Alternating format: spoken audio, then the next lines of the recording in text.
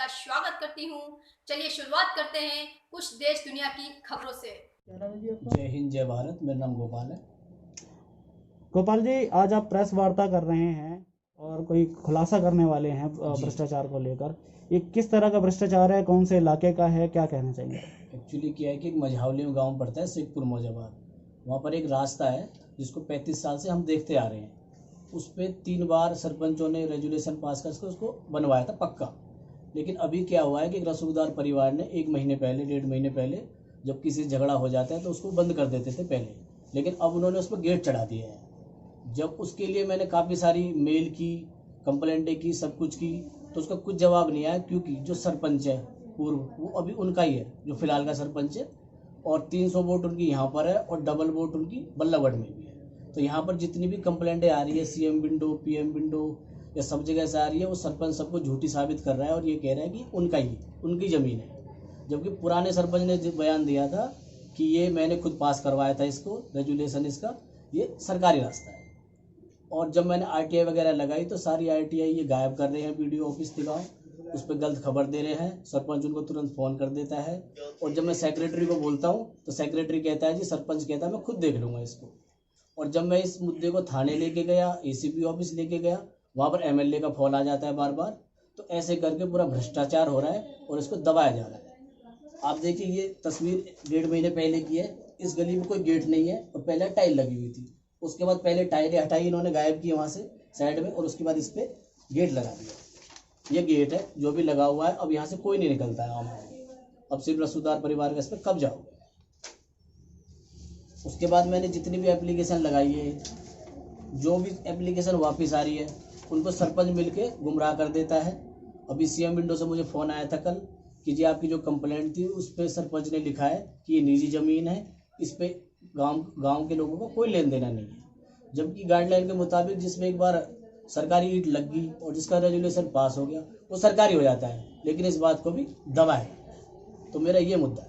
तो इस बात से आपको आपत्ति क्या है? वहाँ गेट लगा दिया गया है, गेट लगाने से क्या आपत्ति है आपको? आपत्ति है, वहाँ से निकलना बंद हो गया। अच्छा। अब सब लोग घूम के आते हैं दूसरी जगह से, कोई सामने बोल नहीं पा रहा, क्योंकि परिवार है जो रसूखदार परिवार है। इससे कितने परिवार अफेक्टेड हैं रास्ता बंद होने से? इससे कम से कम नहीं तो 400 परिवार परेशान है इस रास्ते से। तो कोई भी आगे नहीं आ रहा क्या? कोई आगे नहीं आ रहा है, क्योंकि जो ये परिवार है रसूखदार है, दबंग है। आपने अभी तक कहाँ कहाँ कंप्लेन किया है? मैंने सीएम विंडो पे की है, पीएम विंडो पे की है, मैंने प्रेसिडेंट को भी लिखा है, मैंने बहुत जगह की ऐसी कंप्लेंट। जहाँ तक मैं भागा सब जगह गया, लेकिन वहाँ से आ तो रही हैं वो इंक्वायरी के लिए, लेकिन जो नीचे के भ्रष्ट अधिकारी है वो उसको गलत साबित कर रहे हैं कि उन्होंने पता नहीं क्या लिया है इनसे, रिश्वत ली है क्या है, या फिर वोट बैंक की राजनीति है, क्योंकि इलेक्शन सामने ही है और सरपंच अपना बिगाड़ना नहीं चाहता उन लोगों से। तो आप किन किन पर साफ साफ तौर पर आरोप लगाना चाहते हैं, क्या नाम है? इसमें जो सबसे बड़ा जो भ्रष्ट अधिकारी वो सरपंच है, क्योंकि ये उसको ही खुलवाना चाहिए था और उसको बताना था कि इसका रेजुलेशन पास है। जब मैंने उससे रेजुलेशन मांगा वो मुझे नहीं दे रहा है, गुमराह कर रहा है, सारे कागज दिखा रहा है, कह रहा है इसका कोई रेजुलेशन नहीं है। तो फिर ईंट कैसे लगी? इसका मतलब भ्रष्टाचार हुआ है। जब रेजुलेशन नहीं है तो आपने ईंट कैसे लगा दी उसमें?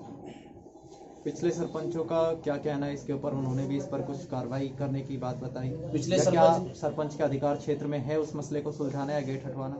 ये सरपंच के ही अधिकार में है, ये सब सरपंच के ही हाथ में है। पुराने सरपंच ने बोला था मैंने खुद इसका रेजुलेशन पास करवाया है और तब मैंने इसको बनवाया था। 3 योजना से पक्का वो बना है। इसकी शुरुआत कैसे हुई? गेट क्यों लगाया गया वहाँ पर? पहले तो आप कह रहे थे कि गेट नहीं था, गेट पहले नहीं था। चक्कर क्या था कि जो रसूखदार परिवार है वो कुछ गुंडे टाइप के हैं, उन पे लाइसेंसी हथियार है और उनकी उठबैठ अच्छी है सब जगह। तो जब उनसे किसी का झगड़ा हो जाता है किसी आम आदमी का, तो सिर्फ उनमें गेट की धमकी है, उस रास्ते से उसको बंद कर देते थे वो। लेकिन इस बार उन्होंने गेट ही लगा दिया। अब उसमें से वही निकल सकता है जो उनका खास है, नहीं तो कोई निकल नहीं सकता। पुराने सरपंचों को क्या कहना है अभी? पुराने सरपंच का कहना है कि इसमें सरकार रास्ता है, हमने बनवाया, जब हम उसमें आएंगे अगली बार तो हम रेजुलेशन दे देंगे।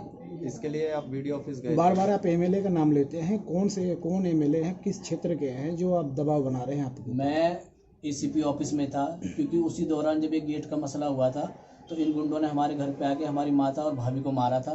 तो मैंने इसकी कंप्लेंट की थी महिला आयोग को, और हमारी कोई सुनवाई नहीं की गई। मेरे ही सामने एसीपी को पिट्टी प्रचंड है जो कि एमएलए मूलचंद है, उनके भाई हैं, वो तुरंत फ़ोन आ गया और मैंने एसीपी को तुरंत पार्टी बदलते देख लिया 1 मिनट में। उल्टा ही बोल रहे थे वो कि हाँ जी हमने कब धमकाया है, आप उनको फ़ोन करके बोलो। और अपराधी सामने ही मुझे बोल रहे थे मोदी को भी लिया कुछ नहीं हो सकता, हमारी बहुत पावर है। क्यों लोकतंत्र में किसी को आवाज को दबाना क्या सरकार या प्रशासन के निहित अर्थ में है क्या ये? देखो सरकार जो बीजेपी सरकार है तो सही है, लेकिन नीचे के अधिकारी भ्रष्ट है। अब जो आईओ है, आईओ को जब मैं कंप्लेंट लेके गया था उसने मेरी एप्लीकेशन फेंक दी, कह रहा पुलिस कोई रास्ता नहीं दिलाती। उसके बाद जब भी कोई बात होती थी तो आईओ सब बातों को काटता था, लेकिन अब मैंने उसके खिलाफ भी केस दायर कर दिया कोर्ट में। आईओ कहाँ का है? आईओ तिगांव थाने के मिस्टर इसाक खान। अच्छा, अभी तक आपने जो कागजी कार्रवाई करी से चाहे सीएम विंडो पे डाली, आप जहाँ जहाँ कह रहे हैं उससे कितना संतुष्ट हैं आप? संतुष्ट तो सर कहीं भी नहीं है, क्योंकि जब मैं डाल देता हूँ तो तब तो मैं खुश हो जाता हूँ, इंक्वायरी हो जाएगी, लेकिन होती नहीं नीचे आके, उसको काट देते हो। एक एप्लीकेशन 2-2 महीने से घूम रही है ऐसी। क्या वजह लग रहा है, क्या क्यों काटी जा रही है शिकायतें? वो इसलिए काटी जा रही है कि सरपंच उनका खास है, वो उनसे बिगाड़ नहीं सकता, उसे वोट चाहिए और वोट के चक्कर में सरपंच खराब कर रहा है। सरपंच आप बार बार कह रहे हैं, कौन से क्षेत्र का सरपंच है, क्या नाम है उनका? ये मझावली गांव के राकेश शर्मा सरपंच है, अच्छा। जो कि अभी वर्तमान में सरपंच है और वो नए इलेक्शन की तैयारी कर रहे हैं। इस बात तो अब जो टैली लगाया गया वो किस सरपंच के द्वारा लगाया गया, विधायक के द्वारा लगाया गया? सरपंच के द्वारा लगाता है इसे पिछली योजना में। तो उनसे अगर आपने बात करने की कोशिश की कि भाई जब टैल आपने लगवाया तो फिर इसको बंद करने के आन क्या पड़ी कि आपको बंद करना पड़ा, गेट लगाना पड़ा, तो उन्होंने क्या जवाब दिया आपको इस पे?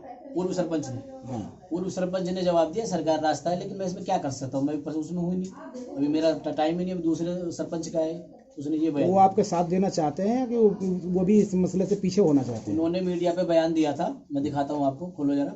उसमें उन्होंने बयान दिया था बाकायदा कि ये सरकारी रास्ता है, इसका रेजुलेशन मैंने पास करवाया है, ये नए जो वर्तमान सरपंच है ये राजनीति कर रहा है। वर्तमान जो सरपंच है इनका क्या कहना है कि सरकारी रास्ता नहीं है? उनका कहना ये है कि जी मैं कुछ नहीं कर सकता इनके सामने, इनकी जमीन है, ऐसे बोलता है। तो फिर रास्ता क्यों बना? पहले के पूर्व सरपंच ने क्यों रास्ता बनाया इस पे? तो मैं तो ये सवाल लड़ाई ये है तो सर, ये। लड़ाई ये सारी कि मैं पहले क्यों बना। अगर ये डीजी थी शुरू से ही रहती, 30 साल से आप इसमें लगवाए जा रहे हो, टैरिफ पक्का करवाए जा रहे हो, आप पूर्व से आप वीडियो ऑफिस पे भी सवाल लगा रहे हैं कि उन्होंने आरोप मैंने रहे हैं कि पीएम पोर्टल पे कंप्लेंट डाली थी गेट हटवाने के खिलाफ, तो मुझे बुलाया गया, तो उस टाइम मुझसे मिलने कोई नहीं आया। उस लड़के ने फ़ोन किया उनके ने, तो वीडियो मेरे सामने नहीं आई, तो उन्होंने फिर एक क्वेश्चन लिखा कि गली नंबर बताएं, जबकि मैंने उन्हें बोला आपको सब पता है, कह रहे पता तो सब है लेकिन कागजी कार्रवाई तो ऐसी होती है, तो उन्होंने मुझको गुमराह किया। गांव में गली नंबर का उसमें नंबरिंग होता है क्या? गली नंबर नहीं होता, उसमें ऐसा लिखा रहता है जिस कोने पे जो परिवार बसा है उसका नाम, और लास्ट में जो परिवार बसा है उसके नाम से गली होती है। ये दिखाइए आप, ये जो पूर्व सरपंच है पहले उन्होंने बयान दिया था मीडिया में। मैं आपसे जानना चाहूंगा, आपके गांव क्षेत्र मौजाबाद के पास की घटना है जहां एक सरकारी सड़क को होने से उसका अंतिम छोर जो है वो कब्जा लिया गया है। परिवार का कहना है कि वो इसकी निजी जमीन है। आप और आपका परिवार जब इस क्षेत्र का प्रतिनिधित्व कर रहा था तो आपने वहाँ इंटरलॉकिंग टाइलें लगाई थी जी। इस परिप्रेक्ष्य में मैं जानना चाहता हूँ, क्या वो सड़क सरकारी है या गैर सरकारी? मिश्रा जी, ये सड़क सरकारी है, ये एक आम रास्ता है, ये पिछले काफी समय से आम रास्ता ही था, चल रहा था मौके। मेरे से पहले मेरे तो छोटे भाई सरपंच रहे हैं पिछले 2010 से 2015 तक। उससे पहले भी 2 बार सरपंच इस गली को बना चुके हैं, ईंटों का खरंजा। अब हमारे टाइम में टाइलों की सड़क आ गई थी तो हमने भी टाइल की सड़क बनाई है।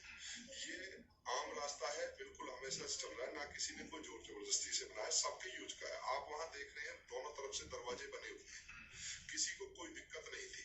ये तो अब ये इलेक्शन का मसला है, इसमें वर्तमान सरपंच जो साजिशन ये कर रहा है, इतनी बड़ी कोई बात नहीं, सरकार से हमने बजट मंजूर कराया।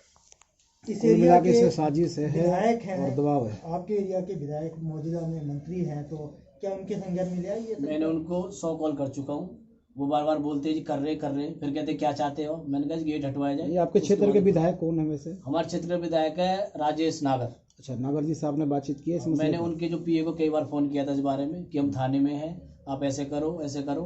जब उनको पता लगा कि आगे से एमएलए क्यों लगी हुई है तो चुप हो जाते हैं। आश्वासन कुछ नहीं दिया आपको? किसी ने कुछ नहीं किया। तब आगे की रणनीति क्या है? किस तरह से इसे आपका समस्या से समाधान के लिए आप आगे जाएंगे? देखो मैं तो हार मानूंगा नहीं, मैं तो असली हिंदुस्तानी हूँ, ठीक है। हमें भी जब भगत सिंह जैसे हमारे देश में पैदा हुए हैं तो हम भी उनमें से कुछ तो है।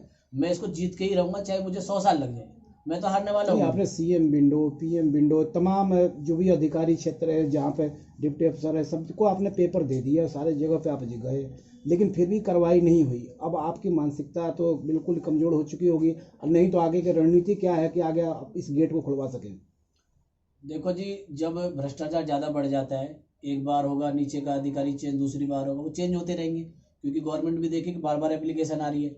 अभी सरपंच काट रहा है, फिर सरपंच नया आएगा कोई, अगली बार फिर आईओ भी चेंज होगा, तो एक ना एक दिन तो सुनवाई इसमें हो ही जाएगी। इसीलिए आप लोग बीजेपी का जीरो टॉलरेंस पे चल रही है, बार बार कहते हैं कि भ्रष्टाचार को खत्म करना है, और आप कहते हैं कि भ्रष्टाचार हो रहा है।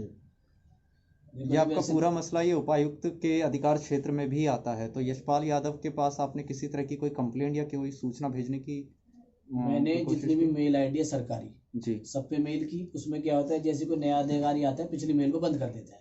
मैंने एसडीएम और जितने भी डीसीपी वगैरह सबको रोज मेल जाती है, लेकिन कोई रिप्लाई किसी का नहीं आ रहा। डीसी के पास भी नहीं, किसी का नहीं आ रहा। अभी 2 कंप्लेंट शायद दर्ज हुई है, लेकिन उनको भी 1 महीना हो गया। उनको मुझे सीसी नंबर आया था, लेकिन शायद वो भी खत्म कर दिया।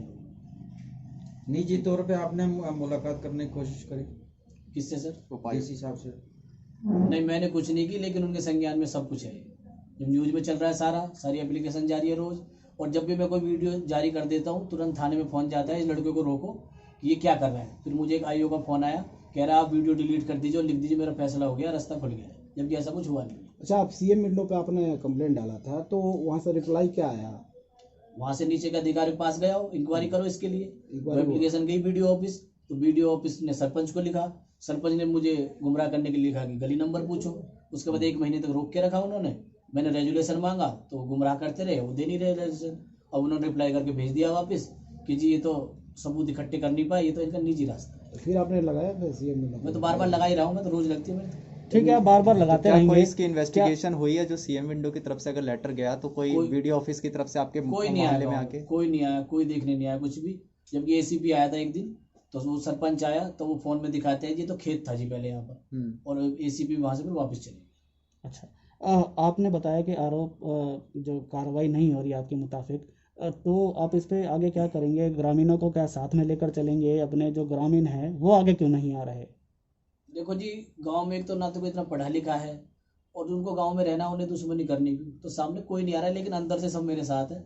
सब बोलते हैं ये रास्ता एक दिन ये गिरवा ही देगा, सबकी मुझ पे नजरें टिकी हुई है। ये कौन लोग हैं जिनको आप दबंग बता रहे हैं, बार बार जो रास्ता रोक रखे हैं, जिन्होंने गेट लगे, ये कौन से तत्व हैं, क्या इनका नाम है, कुछ इनके बारे में बताएंगे डिटेल? इनका एक बहुत बड़ा परिवार है जो कि गांव में भी है, और ये बल्लागढ़ में बसे हुए हैं। इनकी यहाँ भी वोट है और वहाँ भी वोट है। यहाँ की वोट सरपंच के लिए, सरपंच उनका है। वहाँ की एमएलए का, इसलिए एमएलए उनका है। वहाँ पर इनका मेडिकल स्टोर है जिन पे नशीली दवाई बेचते थे, और ये पकड़े गए कई बार, लेकिन एमएलए के चलते बार बार बच जाते हैं। इनको हथियार भी दिए गए हैं, लाइसेंस हथियार इनके पास। इनके पीले राशन कार्ड है, ये अमीर होते हुए गरीब दिखाए गए हैं। इन्होंने कई लोन लिए, कई फ्लैट मिले हैं, उन्होंने इलेक्शन भी लड़ा है।